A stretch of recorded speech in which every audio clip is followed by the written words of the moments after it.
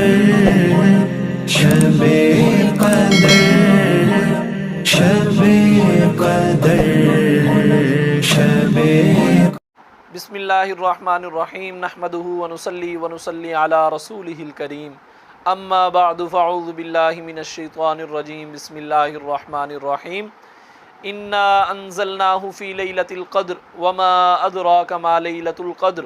لیلۃ القدر خیر من الف شہر تنزل الملائکۃ والروح فیہا باذن ربہم من کل امر سلام ہی حتی مطلع الفجر۔ اس صورت کے اندر اللہ رب العزت ارشاد فرما رہے ہیں کہ ہم نے قرآن پاک یعنی قرآن پاک جیسی مقدس کتاب جو کلام اللہ ہے اس کو لیلۃ القدر کے اندر نازل فرمایا، یعنی اتنی مبارک رات ہے۔ آگے اللہ نے ارشاد فرمایا کہ لیلۃ القدر خیر من الف شہر، کہ یہ رات کیسی ہے کہ 1000 مہینوں سے بہتر ایک رات ہے۔ یہ اس لیے اللہ رب العزت نے ارشاد فرمایا کہ ایک دفعہ آپ صلی اللہ علیہ وسلم اپنے صحابہ کو ارشاد فرما رہے تھے کہ بنی اسرائیل کے اندر ایک ایسا آدمی تھا کہ جس نے 1000 سال یوں گزارے کہ رات کو وہ اللہ کی عبادت میں مصروف رہتا، دن چڑھتے ہی وہ جو ہے اعلاء کلمت اللہ کے لیے کمر بستہ ہو جاتا، یعنی جہاد میں مصروف ہو جاتا۔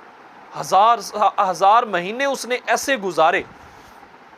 تو اس پر اللہ رب العزت نے یہ صورت نازل فرمائی کہ اس امت کے مسلمانوں کے لیے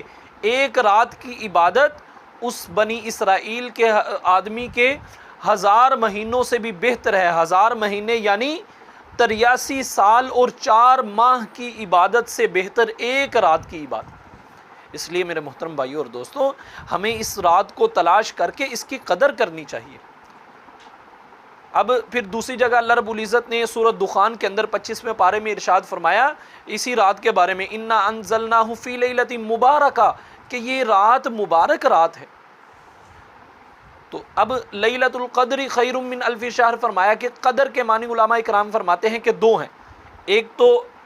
عظمت والی اور شرف والی، یعنی یہ رات بہت عظمت والی ہے، اور دوسرے ارشاد فرمایا کہ اس کا قدر کا معنی ہے تقدیر اور حکم۔ تقدیر اور حکم کہ اللہ رب العزت اس رات کے اندر مسلمانوں کی یعنی تمام لوگوں کی جو تقدیریں ہیں وہ فرشتوں کے کو دے دیتے ہیں تاکہ فرشتے جو ہے ان کو جو ہے نافذ کریں زمین کے اوپر آ کر۔ چنانچہ انس رضی اللہ تعالیٰ عنہ سے روایت ہے، آپ صلی اللہ علیہ وسلم نے ارشاد فرمایا کہ لیلۃ القدر کے اندر حضرت جبرائیل علیہ السلام ملائکہ کی جماعتوں کے ساتھ زمین پر اترتے ہیں اور ان لوگوں کو پھیلا دیتے ہیں یہ زمین کے اوپر، اور ملائکہ دیکھتے ہیں کہ جہاں بھی کوئی مسلمان مرد ہو یا عورت، بچہ ہو یا بوڑھا، کوئی بھی اللہ کی عبادت میں مصروف ہوتا ہے تو ان پر اللہ کی رحمت نازل فرماتے ہیں، ان کی دعاؤں پر آمین کہتے ہیں اور ان کے لیے مغفرت کی دعا کرتے ہیں۔